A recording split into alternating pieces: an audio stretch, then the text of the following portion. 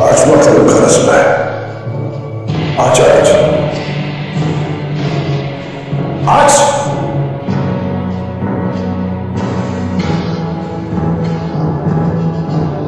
Bu ne vaziyettir Osman?